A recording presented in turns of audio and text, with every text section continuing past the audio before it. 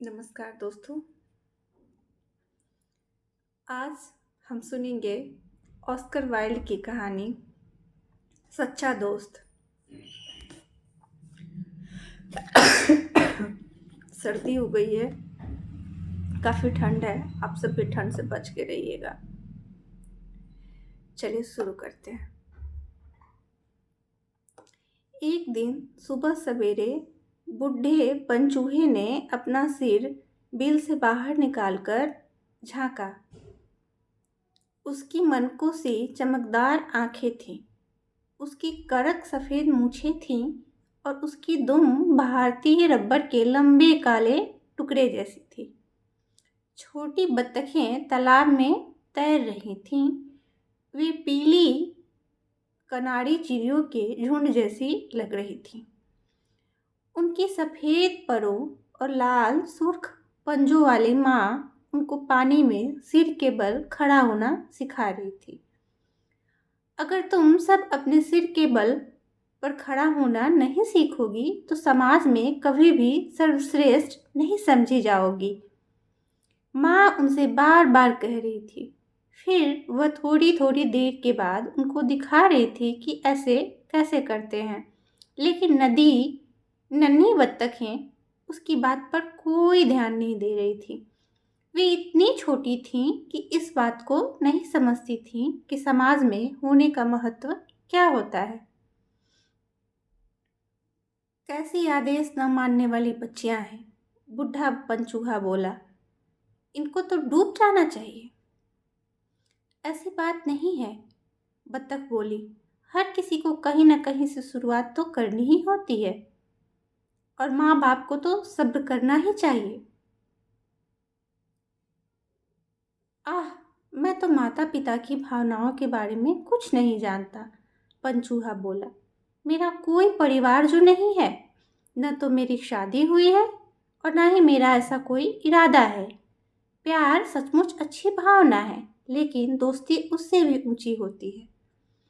मैं संसार में ऐसे कई चीज नहीं जानता जो सच्ची दोस्ती से भी महान और दुर्लभ हो। और तुम्हारे विचार से किसी सच्चे दोस्त के कर्तव्य क्या होते हैं? एक हरी लिनेट ने पूछा। वो पास के बेत के पेड़ पर बैठी सारी बातचीत सुन रही थी। हाँ, यही तो मैं भी जानना चाहती हूँ, बतख बोली। फिर वह तैरकर तालाब के दूसरे छोर पर चली गई और वहाँ सिर के बल खड़ी होकर अपने बच्चों को इस कला का एक अच्छा नमूना दिखाने लगी। कैसा बेवकूफ़ी भरा सवाल है। मैं चाहूँगा कि मेरा सच्चा दोस्त मेरे प्रति समर्पित रहे, और क्या, पंचूहा बोला। और बदले में तुम क्या करोगे? नन्ही चिड़िया ने एक पहली टहनी पर झूलते हुए अपने छोटे पंख फड़फड़ाकर पूछा। मैं कुछ समझा नहीं, पंचूहा बोला। तुम्हें इस बारे में एक कहानी सुनाती हूँ, लिनेट ने कहा। क्या यह कहानी मेरे बारे में है? पंचूहे ने पूछा। अगर ऐसा है तो मैं ज़रूर सुनूंगा, क्योंकि मुझे कहानियाँ सुनना बहुत पसंद है। यह तुम पर लागू होती है, लिनेट ने जवाब दिया।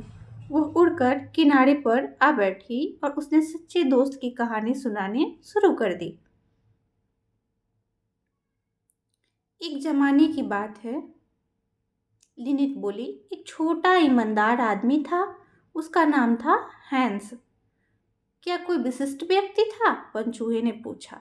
नहीं, लिनेट ने जवाब दिया। मेरे ख्याल से वह विशिष्ट नहीं था, सिवाय इसके कि वह बहुत सहृदय और गोल हंसमुख चेहरे वाला था। वह एक छोटे से कॉटेज में अकेला रहता था और अपने बगीचे में मेहनत किया करता था। सारे देहात में उसके जैसा सुंदर बगीचा दूसरा न था। वह भित्ति पुष्प खिलते, रजिका बंधु खिलते, सेफर्स पर्स खिलते और रोज के सुंदर सुनहरे फूल खिलते। वहाँ दमिश्की गुलाब, पीले गुलाब, जामुनी क्रोकस खिलते और बैंगनी, सफ़ेद व सुनहरे पाटल खिलते। जैसे जैसे मौसम बीतता, उसके अनुरूप उस बगीचे में एक के बाद एक फूल आते। गुल कबूतर, लेडी स्मोक, मुड़वा, बन तुलसी, गोतरू, नरगिस, गुलाबी, लौंग पुष्प आदि अपने मौसम के अनुरूप वहाँ बारी बारी से खिलते। वहाँ हमेशा सुंदर फूल और भीनी सुगंध रहा करती थी।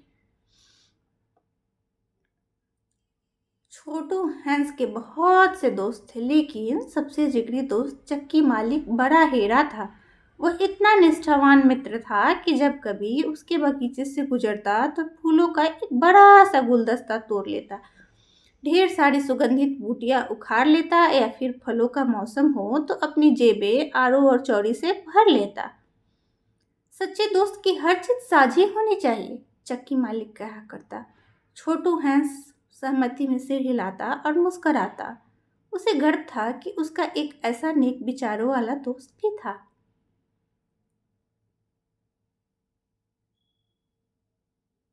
छोटू हैंस अपने बाग में कड़ी मेहनत करता रहता।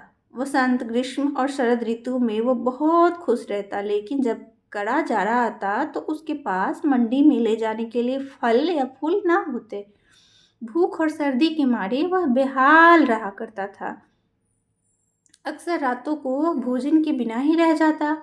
कुछ सूखी नाशपातियाँ या गिरी खाकर जाड़े में वह बहुत अकेलापन महसूस करता, क्योंकि चक्की वाला उसे कभी इन दिनों मिलने नहीं आता था। जब तक बर्फ पड़ती है, मेरे छोटू हैंस के यहाँ जाने से कोई लाभ नहीं, चक्की वाला अपनी पत्नी से कहा करता, क्योंकि जब कोई कष्ट में हो तो उसे अकेला छोड़ देना चाहिए। उसके यहाँ जाकर उसे परेशान नहीं करना चाहिए। दोस्ती के बारे में कम से कम मेरा तो यही विचार है। मुझे पूरा विश्वास है कि मैं सही हूँ, इसलिए मैं बसंत के आने तक इंतजार करूँगा, और तभी उसके यहाँ जाऊँगा। तब वो मुझे एक बड़ी डलिया भर बसंती गुलाब दे सकेगा, और इससे उसे कितनी खुशी होगी। तुम सचमुच दूसरों के बारे में कितना सोचते हो, पत्नी ने देवदार के अलाव के पास अपनी आराम कुर्सी पर बैठते हुए जवाब दिया। वाकई तुम्हारी सोच बहुत अच्छी है। तुम्हारे विचार सुनकर कितना अच्छा लगता है। मेरे ख्याल से इतनी उत्तम बातें पादरी भी नहीं कर सकते जितनी कि तुम करते हो। हालांकि वे तिमंजिले मकान में रहते हैं और अपनी उंगली में सोने की अंगूठी भी पहनते हैं। पर क्या हम छोटू हैंस को अपने यहाँ रहने के लिए नहीं बुला सकते? चक्की वाले का छोटा बेटा बोला। अगर बेचारा हैंस कष्ट में है तो मैं उसे अपना आधा दलिया दे दूंगा और उसे अपने सफेद खरगोश भी दिखाऊंगा। कैसा बेवकूफ लड़का है, चक्की वाला चिल्लाया। मुझे समझ में नहीं आता कि तुमको स्कूल भेजने का आखिर फायदा क्या हुआ। लगता है तुम वहाँ कुछ नहीं सीखते। देखो, अगर छोटू हैंस यहाँ आकर हमारे आग के सुखद अलाव को देखे, हमारा बढ़िया रात का खाना देखे, हमारा लाल मदिरा से भरा ग्लास देखे, तो उसे ईर्ष्या होगी ना। और ईर्ष्या तो बहुत ही बुरी होती है, वह किसी के भी स्वभाव को बिगाड़ सकती है। मैं कभी नहीं चाहूँगा कि हैंस का स्वभाव बिगड़े। मैं उसका सबसे अच्छा दोस्त हूँ। मैं हमेशा उस पर नज़र रखूँगा और इस बात का खास ख्याल रखूँगा कि वह किसी की तरह के प्रलोभन में ना पड़े। इसके अलावा अगर हैंस यहाँ आता है तो हो सकता है कि वो मुझसे कुछ आटा उधार मांग ले, जो मैं उसे दे नहीं सकता। आखिर आटा आटा है और दोस्ती दोस्ती। इस मामले में किसी भ्रम में नहीं पड़ना चाहिए। आखिर इन दोनों के हिस्से अलग अलग हैं और उच्चारण भी अलग अलग है, इतना तो हर कोई समझ सकता है। तुम कितनी अच्छी व्याख्या करते हो, चक्की वाले की पत्नी ने एक बड़े गिलास में अपने लिए बियर डालते हुए बोला। मुझे तो झपकी आने लगती है। यह गिरजाघर में होने जैसा अनुभव है। बहुत से लोग सही तरीके से काम तो कर लेते हैं, चक्की वाला बोला, लेकिन अच्छी बातें करना बहुत कम को ही आता है। जिससे सिद्ध होता है कि इन दोनों में बात करना अधिक कठिन है और अधिक परिष्कृत भी। फिर उसने मेज की दूसरी तरफ बैठे अपने छोटे बेटे को घूर कर देखा। लड़के ने शर्म से सिर झुका लिया। उसके गाल सुर्ख हो गए और आंसू उसकी आंखों से टपककर उसकी चाय में गिरने लगे।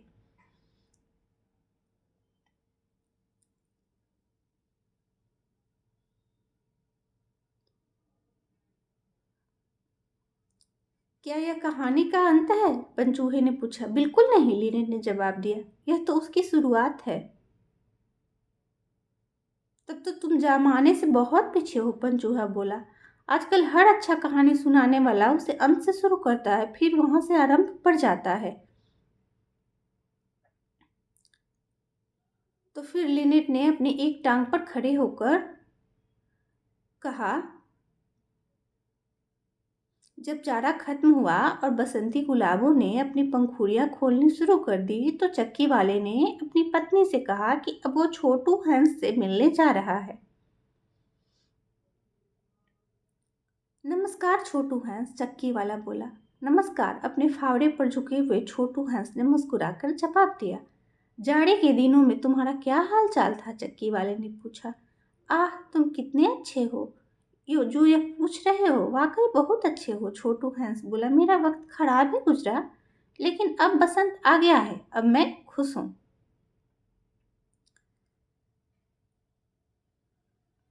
ये वाकई बहुत सुंदर है, हंस बोला। यह मेरा सौभाग्य है कि मेरे पास ढेर सारे हैं। मैं इन्हें बाजार में ले जाकर नगरपति की बेटी को बेचूंगा और उस धन से अपना एक पहिया ठेला फिर से खरीदूंगा।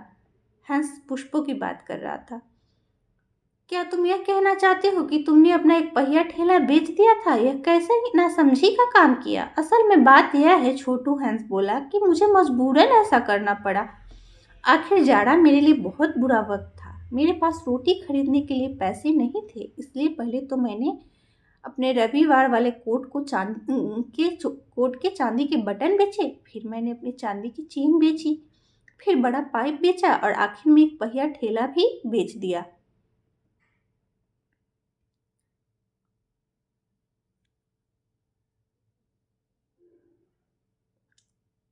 अगले दिन सुबह सवेरे चक्की वाला अपने आटे के बोरे के पैसे लेने आ गया, लेकिन छोटू हंस इतना थका हुआ था कि अभी बिस्तर से नहीं उठा था।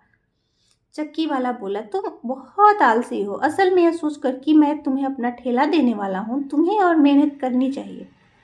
आलस करना बहुत बड़ा पाप है और मैं नहीं चाहता कि मेरे दोस्तों में से कोई भी आलसी या सुस्त हो। माफी चाहता हूँ, छोटू हंस अपनी आंखें मलते हुए टोपी उतारते हुए बोला। लेकिन मैं इतना थक गया था कि सोचा कुछ देर थोड़ा सा पड़ा पड़ा चिड़ियों का गाना सुन लो,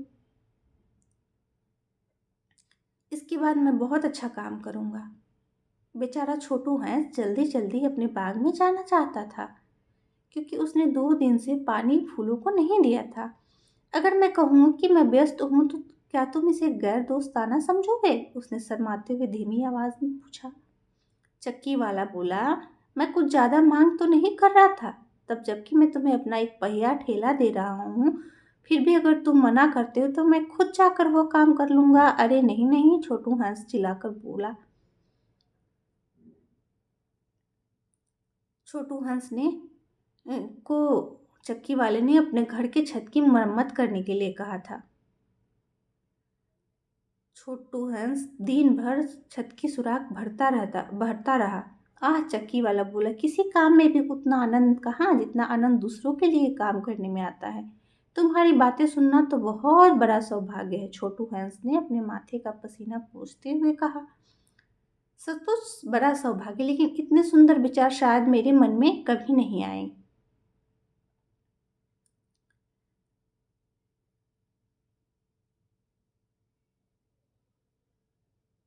छोटू हंस चक्की वाले के लिए काम करता रहा और चक्की वाला दोस्ती के बारे में सुंदर सुंदर लच्छेदार बातें करता रहा। हैंस उन बातों को अपनी एक कॉपी में लिख लेता और रात को पढ़ा करता। वह एक अच्छा छात्र था। फिर एक रात वह अलाव के पास इत्मीनान से बैठा था, तभी किसी ने जोर से दरवाजा थपथपाया। बहुत भयानक रात थी, इतनी तेज आंधी चल रही थी और घर के चारों तरफ घूम रही थी कि उसने सोचा हवा के थपेड़े होंगे। पर कुछ ही समय में उसे चक्की वाले की आवाज़ सुनाई दी। प्यारे छोटू हैंस, मैं बड़ी मुसीबत में हूँ। मेरा छोटा बेटा सीढ़ी से गिर पड़ा है, उसे काफ़ी चोट आई है। मैं डॉक्टर के पास जा रहा हूँ, वो पर बहुत दूर रहता है। वो रात बड़ी खराब है। मुझे अभी अभी ख्याल आया कि मेरी जगह अगर तुम जाओगे तो ज़्यादा अच्छा होगा। मेरी लालटेन एकदम नई है, इसे मेरे पास रहने दो, छोटू हंस ने कहा। अगर तुम लालटेन दे दोगे तो मुझे जाने में आसानी होगी। लेकिन चक्की वाले ने उसे लालटेन नहीं दिया। कैसा भयानक तूफान था, इतनी काली थी कि छोटू हैंस के लिए कुछ देखना भी मुश्किल था। उसने डॉक्टर के दरवाजे पर 3 घंटे बाद पहुंचकर दस्तक दी। कौन है? डॉक्टर अपने सोने के कमरे में खिड़की से सिर बाहर निकालकर चिल्लाया। छोटू हंस। डॉक्टर, क्या बात है? चक्की वाले का बेटा सीढ़ी से गिरकर घायल हो गया है। चक्की वाले ने आपको तुरंत बुलाया है। लेकिन तूफान और भी तेज होता गया, मूसलाधार बारिश भी होने लगी। छोटू को अब दिखाई नहीं दे रहा था। उससे घोड़े का सांस भी छूट गया। वह रास्ता भूलकर दलदल में भटक गया। वो बहुत खतरनाक जगह थी। छोटू हंस एक गड्ढे में गिरकर डूब गया। उसका मृत शरीर अगले दिन पानी के ऊपर तैर आया था। कुछ गडेरिये ने उसे देखा तो उसे उसके घर पर ले आए। हर कोई छोटू हंस के अंतिम संस्कार में गया। सब लोग उसे बहुत पसंद करते थे। चक्की वाला प्रमुख मातमी था। चूंकि मैं उसका सबसे अच्छा दोस्त था, सबसे अच्छा स्थान मुझे मिलना चाहिए, इतना कहकर वह उसकी अंतिम यात्रा में सबसे आगे आगे चला। उसने बड़ा सा काला कोट पहना हुआ था और जरा जरा देर में एक बड़े रुमाल से अपने आंसू पोंछ रहा था। अंतिम संस्कार समाप्त हो जाने के बाद सब लोग जब आराम से एक सराय में बैठे मीठे केक खा रहे थे और तीखी शराब पी रहे थे, तब लोहार बोला, छोटू हंस का जाना सबके लिए एक व्यक्तिगत क्षति है। चक्की वाले ने कहा, मेरे लिए तो बहुत बड़ी क्षति है। मैंने तो उसे अपना एक पहिया ठेला भी दे दिया था। समझ में नहीं आता कि मैं अब उसका क्या करूं। यह तो मेरे घर में एक अड़ंगा ही है। वह इतना टूट फूट गया है कि अगर मैं बेचना चाहूँ तो भी कुछ न मिलेगा। अब मैं ध्यान रखूंगा कि अब मैं किसी को कुछ भी ना दूं। उदार होना कितना कष्ट देता है। और फिर काफी देर बाद पंचूहे ने पूछा, और फिर यह कहानी का अंत है? लिनेट ने कहा, लेकिन फिर उस चक्की वाले का क्या हुआ? पंचूहे ने पूछा, वो मुझे नहीं मालूम। तो क्या यही कहानी है? तुम कहना क्या चाहते हो? इस कहानी में कोई सीख भी थी? बिल्कुल, लिनेट ने पूछा।